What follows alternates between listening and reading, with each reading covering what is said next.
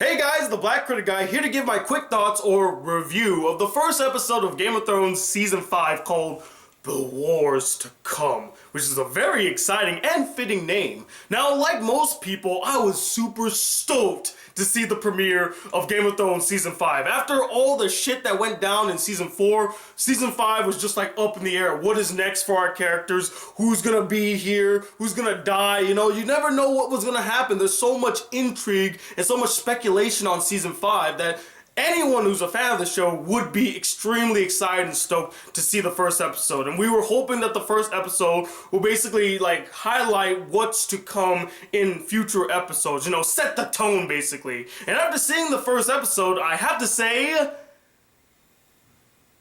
it was a decent Game of Thrones episode. I had never seen a bad Game of Thrones episode, but as for a season premiere, yeah, it was on the weak side. Basically, episode 1 is an establishing episode, which is not uncommon in Game of Thrones. It's establishing where we're at in the story, what characters we'll be following, and what those characters plan to do in the near future. Like, every character in this episode don't really do much. They kind of just stay in their little spots and they have discussions and stuff, but their discussions are about what they plan to do in the upcoming or very, very near future. Like, you got Tyrion hanging out with Varys in this place. I forget what the name was, but Varys is trying to convince Tyrion that we need to, bring the Seven Kingdoms back together. We need to bring peace and order back. And the only way to do that is we have to go find Daenerys Targaryen and put her back on the throne. This is what the whole episode or their little story is all about. Like, we need to go meet up with Daenerys and convince her to go to Westeros and, restore balance to the Force in a sense. And, Tyrion is still beat up by the fact that he killed his love, he killed his father. By the way, spoilers of Season 4. If you did not know that already, come on. Spoilers, guys, spoilers.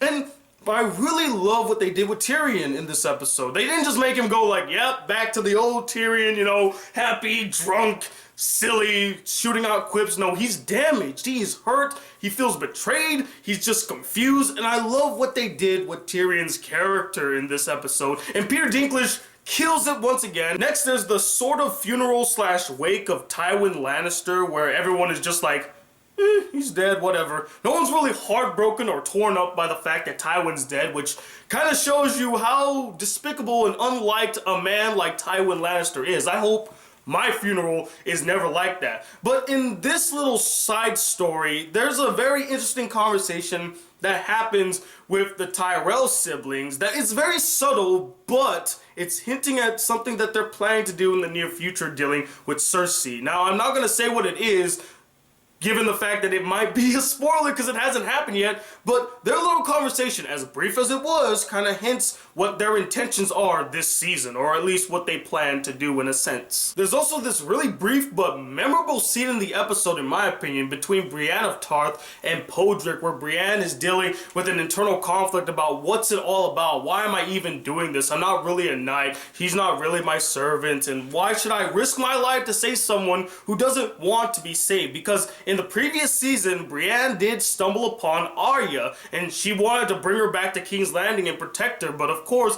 had she known what Arya has been through in the past few seasons, she's a little weary of trusting people, so of course, she was very reluctant to trust Brienne. Maybe she was a killer, maybe she was an assassin sent by the Lannisters, she doesn't know, but Brienne saw this as a defeat, like, even with all of my strengths, all the things I can do, I cannot, for the love of God, save or even protect the Stark children. That was her main objective, to find and protect the remaining Stark children. And after Arya ran away and she could not find her, she felt defeated and just doesn't understand why. And she just doesn't want to continue anymore. Now this is also establishing what's going to happen next episode because of the preview that was shown with Podrick in the woods and being chased by this horseman. So this is an establishing scene once again. You also see Peter Baelish in the episode with Sansa dressed in all black, which honestly, I don't really like anymore. It just makes it look kind of bland and moody, like almost like the goth of Westeros, and I don't like that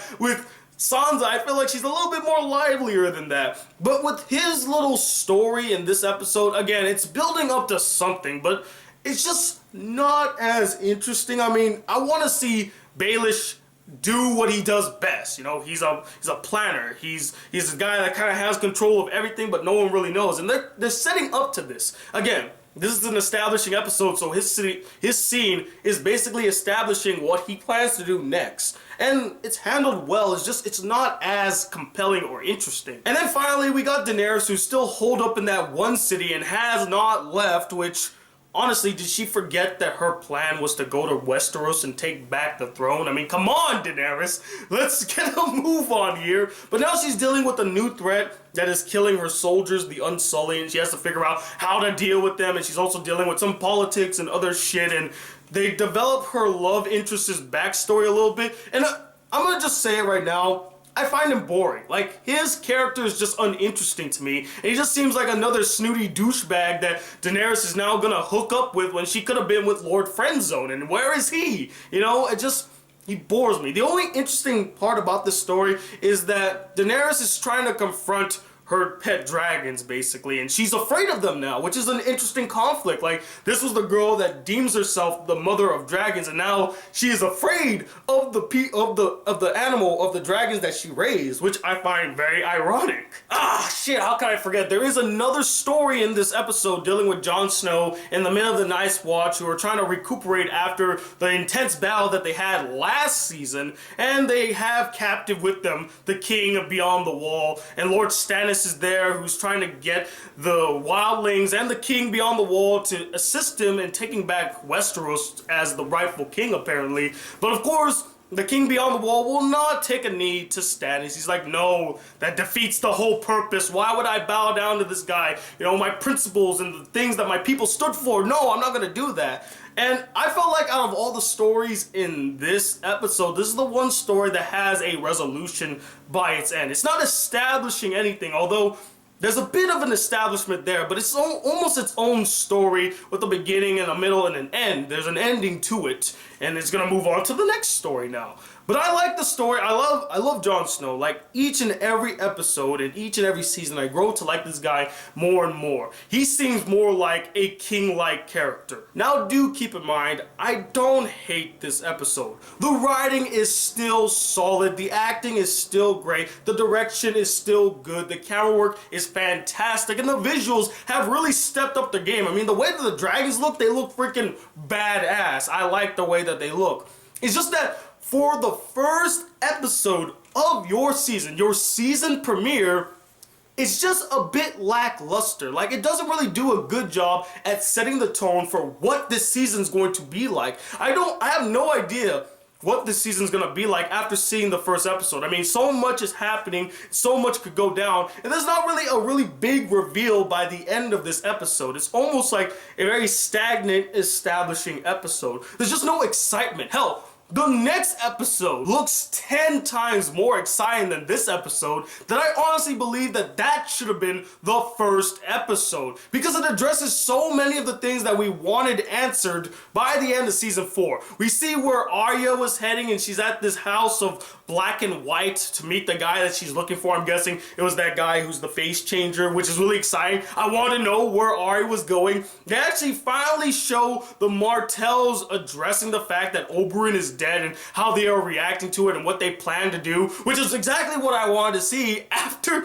the death of Oberyn. Like, what's his family doing? What are they thinking? What is their plans? And of course, as I said, this episode is establishing a lot of things, and in the preview, they show a little bit more action, a little bit more drama.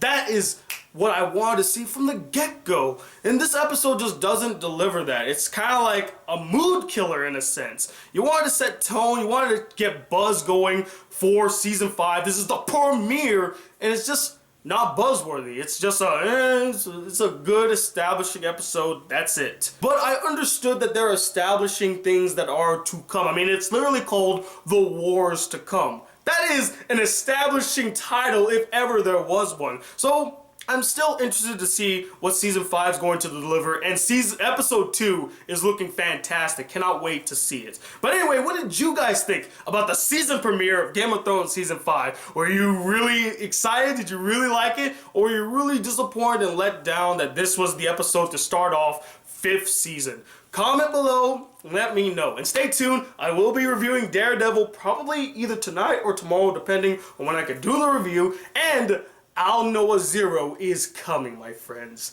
It is coming. But until all those videos come, guys, if you would like to be a part of the Black Critic crew and not miss out on a single awesome video on this channel, please hit that subscribe button below. Like this video if you really enjoyed it. And I'm telling you what, in a second, the first of his name, the Black Critic Guy. Till then, peace, YouTube. No.